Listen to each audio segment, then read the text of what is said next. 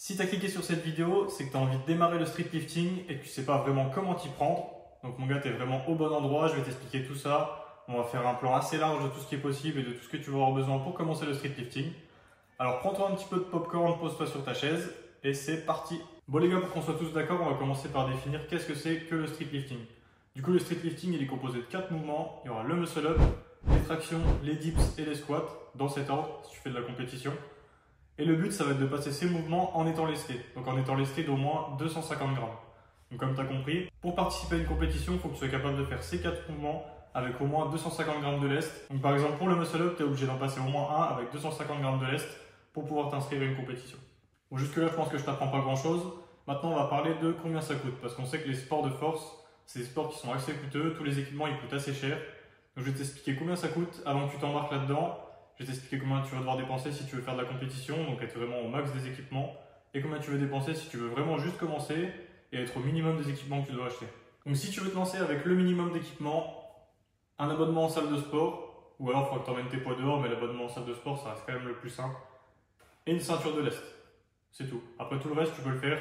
Les squats, tu n'as pas besoin d'avoir d'équipement, même si ça va limiter un peu tes performances, mais tu n'as pas besoin d'avoir d'équipement. Donc la ceinture basique, bon là du coup moi la mienne elle est un petit peu modifiée, je vous expliquerai après. Mais sinon la ceinture basique avec une chaîne, elle coûte 25 €, ton abonnement en salle entre 25 et 30 € et tu peux commencer le street. Ensuite ça va être l'élastique, donc que ce soit pour apprendre les mouvements, pour t'échauffer, échauffer la coiffe des rotateurs, tes articulations, ou même juste pour échauffer les mouvements avant de commencer et faire ta montée en gamme. Si tu as 20 kg de traction, ça peut être intéressant de t'échauffer à l'élastique au début, de faire quelques reps à l'élastique pour ta montée en gamme. Donc de faire élastique, poids du corps, 10 kg et après ta série à 20 kg par exemple. Donc ça coûte une dizaine d'euros environ. Maintenant, si tu veux un peu plus de confort et viser un peu plus la performance et que ton objectif c'est vraiment de faire des compétitions sérieusement, moi ma ceinture je l'ai un petit peu modifiée. Donc ici j'ai une corde que je peux régler du coup selon les mouvements. Tu verras à force que régler ta corde selon les mouvements ça peut vraiment aider. Souvent les chaînes elles vont s'arrêter entre tes jambes et très proche de ton entrejambe donc ça va vraiment être gênant. Donc la corde elle coûte 19 €. Là j'ai rajouté un petit mousqueton d'escalade pour que je puisse garder la ceinture sur moi tout au long de mon entraînement. Parce que du coup avec la chaîne tu es obligé de l'enlever à chaque fois et de reprendre à chaque fois ton truc. Là je peux la garder autour de moi tout l'entraînement, donc c'est vraiment pratique, c'est plus agréable, ça évite de trouver tes t-shirts. Voilà, j'aime bien. Donc la ceinture 25 €, ça doit coûter une dizaine d'euros. Ça 19 €, donc on a une cinquantaine d'euros pour avoir une ceinture complète. Ensuite on va avoir les bandes de poignet, c'est pas un indispensable, mais si tu commences à faire du squat low bar, ou des dips lourds, moi perso je sais que j'aime bien les mettre sur les dips lourds, il y en a plein qui les mettent pas, mais moi je trouve ça plus agréable et plus sécuritaire, t'es un peu plus stable du coup. Pour le squat low bar, ça va t'éviter d'avoir des douleurs au poignet, qui arrivent quand même très souvent. Donc c'est pas un indispensable, mais je te conseille vraiment d'en acheter. Si tu veux de qualité SBD ou A7, t'en as pour 35-40 € environ. Ensuite, on n'en parle pas souvent, mais les chaussures. Moi j'ai opté pour des slippers, parce que les slippers, il y a de l'accroche sur les côtés, surtout des sumo slippers, du coup, qui sont à la base faites pour faire du soulevé de terre sumo. Il y a une accroche sur le côté qui va te permettre de serrer les poids avec tes pieds. À savoir qu'en compétition, tu n'as pas le droit d'être pieds nus ni en chaussettes. Du coup, c'est intéressant d'avoir des chaussures adaptées. C'est pas lourd, du coup, ça rajoute pas de poids. Ça évite de perdre des performances sur ton muscle up et tes tractions, tes dips. Et tu peux accrocher les poids, donc ça peut t'aider un petit peu. Ça apporte de l'adhérence, donc c'est vraiment intéressant. Et ça coûte entre 30 et 40 € à peu près. Ensuite, on va parler du squat. Du coup, on a les genouillères. Les genouillères 90 €. C'est pas un indispensable, mais pendant tes séances, ça va garder tes articulations au chaud. Ça va te donner un petit peu de rebond, même si c'est pas le plus important, mais c'est vraiment agréable d'en porter. Moi perso, en changeant, avant j'en mettais pas du tout, maintenant j'en mets. Je sens vraiment une belle différence sur mon squat. C'est un investissement, mais ça peut être très intéressant pour toi. Donc 90 €, on ajoute. Encore. Ça fait beaucoup là, non? Pour le squat, on a deux choix. Soit tu squats à plat et tu vas mettre les slippers du coup, qui sont très intéressantes parce que ça adhère sur le sol. Soit tu as un petit manque de mobilité des chevilles et les chaussures d'haltéro, ça peut vraiment être pas mal. Celle-là, elle m'a coûté 90 €. Le drop est pas énorme. Donc je trouve que pour débuter, c'est pas mal. Ça fait pas un gros gap, ça fait pas une grosse différence. Donc du coup, on va ajouter ça, 90 € à la liste. Et on termine avec le plus cher de l'addition, la ceinture de force. Du coup, ça, c'est une SBD. Moi, je l'avais payé 220. Maintenant, elle est à 260 sur le site. C'est un gros investissement. Ça apporte quand même pas mal. J'en avais une RDX avant. Ça fait le taf. Si vous commencez d'ailleurs, je vous conseille une RDX. Elle coûte 50 balles environ. Mais celle-là, elle m'a coûté 220, elle est à 260 maintenant. Mais par contre, ça fait vraiment une grosse différence parce que la rigidité, ça n'a rien à voir. La RDX que j'avais avant, je pouvais la mettre tout droit, c'était comme une ceinture que tu mettais pour attacher ton pantalon. Mais par contre, ça t'apporte quand même vraiment quelque chose par rapport à si t'en mettais pas. S'apprête à apprendre à t'en servir, c'est un bon début parce qu'au début quand on démarre on n'a pas envie de mettre des grosses sommes. Donc ça peut être intéressant pour commencer, donc n'hésite pas, RDX et Riva il me semble qu'elles sont pas mal mais j'ai jamais essayé, on me l'avait conseillé mais j'ai jamais essayé. Du coup je vous conseille SBD ou RDX, RDX petit budget, SBD si vous avez un gros budget. Avec le petit dernier, un trépied, moi celui-là je l'avais payé 20 balles chez Boulanger, c'est un petit trépied compact, donc replié il fait ça. Ça prend pas de place dans votre sac, c'est vraiment pratique et ça va vous permettre de tester tous les petits problèmes techniques que vous avez, de pouvoir quantifier votre évolution, vous aurez des vidéos, etc. Il n'y a vraiment que des points positifs. Donc ça, 20 balles du coup, et on termine la liste. Je vous mets le total en dessous. Donc ça, c'est ce que vous devez dépenser si vous voulez vraiment être au max et vous lancer dans la compétition dans les meilleures conditions. Ok, maintenant on va parler du sujet le plus compliqué, que tu viennes de la muscu ou du street workout, ça va être la programmation. Parce que ta programmation, elle n'aura plus rien à voir avec ce que tu faisais avant. C'est pas de la muscu, c'est pas du street workout. Les sports de force, c'est vraiment un truc à part et ça a vraiment une grosse différence avec le reste. Donc le tout premier conseil que je peux te donner, ça va être de ne pas tester tes max à chaque séance. Donc souvent on voit ça, les gars qui commencent, qui pensent que la force, c'est faire C1RM à chaque séance, essayer de toujours faire plus. La seule chose que ça va t'apporter, c'est des blessures, de la frustration parce que tu vas rapidement stagner. Et ça va rien t'apporter de bon parce que quand tu tentes tes max, tu construis pas et c'est pendant que tu construis que tu bâtis tes plus grosses pertes. Donc au final, moins tu testes tes max, plus tu vas progresser. C'est compliqué, des fois c'est frustrant de ne pas tester ses max, mais moins tu les testes, plus tu vas construire, plus tu vas pouvoir progresser, et quand tu vas les tester, tu auras une vraie différence avec celui que tu avais fait avant, et c'est clairement plus satisfaisant que de prendre 2,5 toutes les semaines, et de finir par se blesser et d'être coincé. Du coup pour le nombre d'entraînements, je vous conseille entre 3 et 4, 3 je trouve que c'est assez peu, 4 c'est un très bon compromis, moi perso je m'entraîne 4 fois par semaine, et au niveau de la fréquence, ça va être de faire 2 fois les mouvements dans la semaine, donc 2 fois des muscle-up, 2 fois des dips, 2 fois des tractions, 2 fois du squat, plus le renfort du coup. Vous pouvez les agencer comme vous voulez, en général une séance pull et une séance push ça peut être très intéressant. Donc faire une séance muscle-up traction, renfort, une séance deep squat, renfort, et ensuite répéter ça une deuxième fois du coup. Donc en général quand c'est comme ça vous allez organiser votre semaine facilement. Le premier jour vous allez faire un dips lourd par exemple et un squat assez léger. Votre deuxième jour vous allez faire un squat lourd et un dips assez léger. Comme ça vous avez un jour lourd et un jour de volume ou avec une variation, les variations on va voir ça après. Mais ça peut être intéressant parce que du coup vous avez 2 formats différents, vous ne mettez pas lourd toute la semaine, donc vous réduisez un peu le stress sur les articulations et les tissus conjonctifs, donc vous avez le temps de vous reposer et de vous remettre bien. Vous continuez à progresser, vous avez 2 fois le mouvement dans la semaine, donc plus la fréquence est élevée, plus on répète un mouvement, plus on est fort et plus on l'apprend, donc c'est vraiment positif. Ensuite, grosse différence avec les programmes de muscu, ça va être que vous allez devoir cycler vos entraînements. Donc ça veut dire organiser votre entraînement en bloc. Je vais faire une vidéo complète sur les blocs parce qu'il y a énormément de choses à dire. Et si on doit faire un truc très basique, votre bloc il va commencer très bas. Donc vous allez avoir, sur la première semaine, vous allez avoir une intensité assez faible. Vous allez monter en puissance jusqu'à la 4e ou la 5e semaine environ.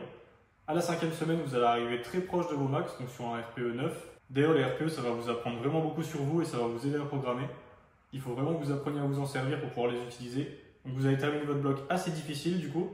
Et le but, c'est de bloc en bloc, d'aller faire plus sur la 3e et 4e semaine. Donc les 2 premières semaines, elles ne sont pas très importantes. Mais les 3e et 4e semaines, c'est là où vous allez devoir envoyer du lourd. Donc ça change beaucoup par rapport à la muscu, parce qu'en général, à la muscu, on dit qu'il faut se donner à fond tout le temps. Essayez toujours de taper plus haut, et si vous faites ça dans le street ou dans les sports de force, vous allez rapidement vous bloquer ou vous arrivez à un mur ou vous blessez. Donc on va organiser les entraînements en bloc, donc comme je l'ai dit, je ferai une vidéo complète là-dessus. Ensuite, il va falloir que vous choisissiez le nombre de reps. Donc souvent, on entend 1 à 5 reps, on fait de la force, 5 à 20 reps, on fait de l'hypertrophie. Moi, je ne suis pas vraiment d'accord avec ça. Je pense que même si on tape des 6, 7, 8 reps, voire même 9 reps, ça peut être intéressant aussi pour améliorer sa force, parce que la technique, c'est une grande composante de la force. Plus on répète un mouvement, plus on est fort dessus, comme je vous l'ai dit avant. Donc plus les performances vont augmenter. Donc par exemple sur un squat, sur des dips, faire du 7, 8 reps, ça peut être quelque chose de très intéressant. Ça va vous faire rentrer la technique plus vite, parce que plus vous faites de reps, plus la technique va rentrer vite, c'est logique. Donc vraiment tous ceux qui disent que la force c'est du 1-5 reps, moi je suis pas trop d'accord. Après vous pouvez agencer ça comme vous voulez, ça c'est juste mon avis. Mais n'hésitez pas à les taper plus haut, 6, 7, 8, voire 9 reps. Ça peut être intéressant pour vous. Ensuite pour le nombre de séries par semaine, ça va dépendre beaucoup du mouvement. Moi je sais que sur les muscle-up, j'avais essayé de faire beaucoup de volume par exemple au début, je me suis vite retrouvé avec une tendinite. Donc adaptez ça à vous. Moi ce que je vous conseille c'est de commencer très bas en volume. Donc commencer à 6-7 séries par semaine, je sais que c'est pas beaucoup. Mais vaut mieux commencer bas, ça va vous laisser une grosse marge de progression plutôt que de commencer à 15-20 séries par semaine. Parce que quand vous allez vous retrouver bloqué, vous ne pourrez plus augmenter le volume. Votre intensité elle sera déjà calculée donc vous ne pourrez pas vraiment faire grand chose. Donc vous allez vous retrouver bloqué, vous allez devoir baisser l'intensité et le volume pour ensuite repartir. Donc tout ce que ça fait c'est perdre du temps, perdre de l'énergie. Alors que si vous commencez tout de suite bas, vous aurez toujours une petite réserve. Et petit à petit, quand vous voyez que vous commencez à stagner, vous allez pouvoir augmenter un petit peu le volume et taper dans la réserve. Ça vous fait une marge de progression sans perdre de temps et en restant efficace. Ensuite, on va parler des variations. Je ne sais pas si vous êtes assez coutumier du fait, mais du coup, en général, quand on a des problèmes techniques, on utilise des variations. Comme je viens de le dire, quand on a des problèmes techniques. Donc, la première chose à faire, c'est de trouver quels sont vos problèmes techniques. Donc, je vous conseille de commencer avec des exos de comp, donc des exos de compétition, pas de variation. Vous commencez comme ça, et petit à petit, en vous filmant, vous allez voir où sont vos problèmes. Si vous avez un problème sur la remontée, par exemple au dips, si vous avez un problème de gainage, si vous avez un problème d'amplitude. Et chaque petite variation va vous aider à régler chaque petit problème que vous avez. Donc n'utilisez pas des variations juste pour dire qu'elles sont belles et qu'elles vous font plaisir. Au début, commencez avec des exos basiques, c'est ce que je vous conseille en tout cas. Commencez à faire des exos tout simples, pas de variations. Ensuite, trouvez quels sont vos défauts, quelles sont les variations à mettre en place. Et vous allez régler tous vos problèmes et vous aurez une prog individualisée que pour vous. Le dernier conseil, ça va être de ne pas reprendre les progs des autres. Donc je vais prendre un exemple tout simple.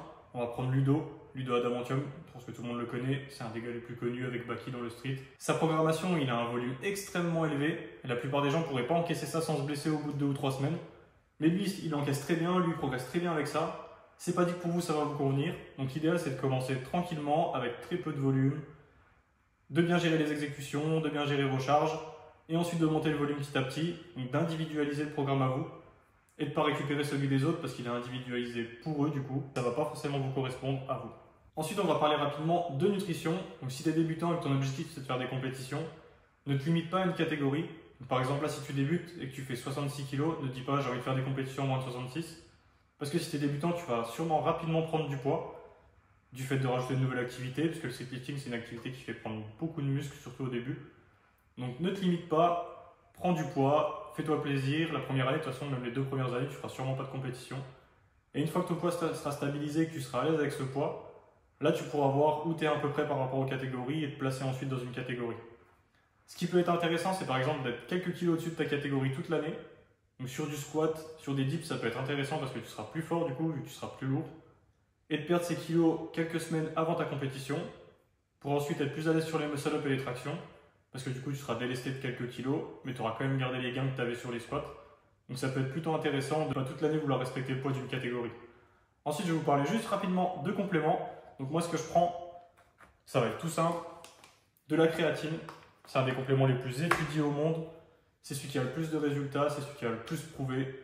Donc celui-là, c'est vraiment le basique. Prenez un label Créapure si vous pouvez. C'est pas ultra cher. Quand vous allez acheter un sac, vous en avez pour 3 ou 4 mois. Et ça va vraiment apporter des bénéfices.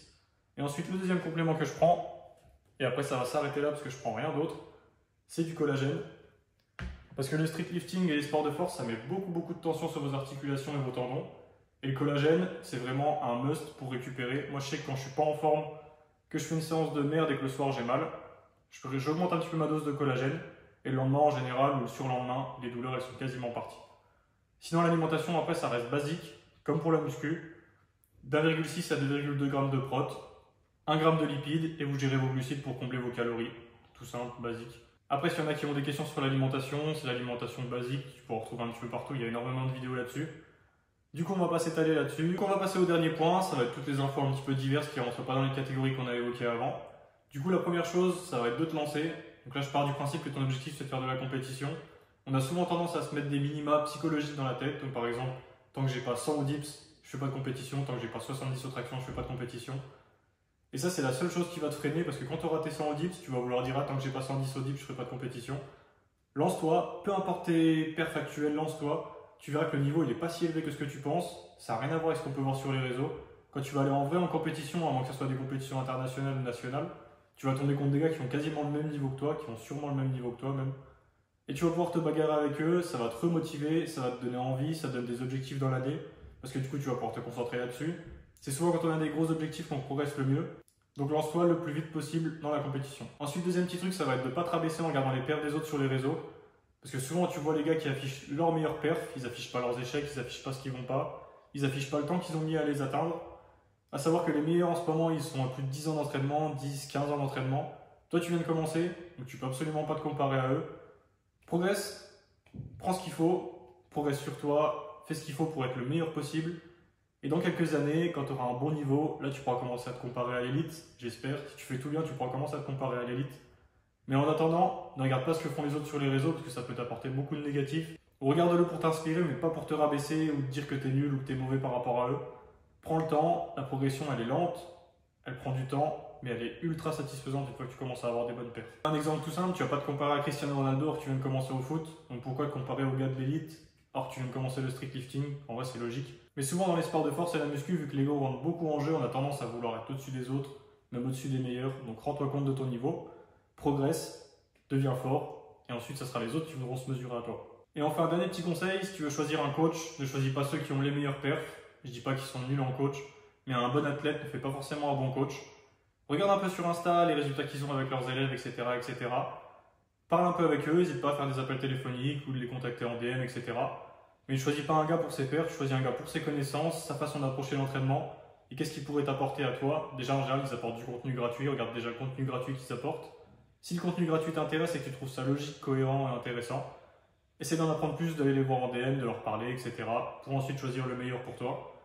Si tu veux te coacher tout seul, j'ai créé un template complètement gratuit avec une vidéo explicative qui va te permettre de te coacher tout seul, de programmer tout seul, d'expliquer à peu près les basiques d'entraînement, les basiques de la programmation. Je te le mets en lien dans la description. Si tu veux plus de conseils sur la prog, etc., sur le street lifting, abonne-toi à la chaîne, mets un petit pouce bleu si tu as kiffé la vidéo et on se retrouve bientôt pour une nouvelle vidéo les gars. Merci pour la force, à plus!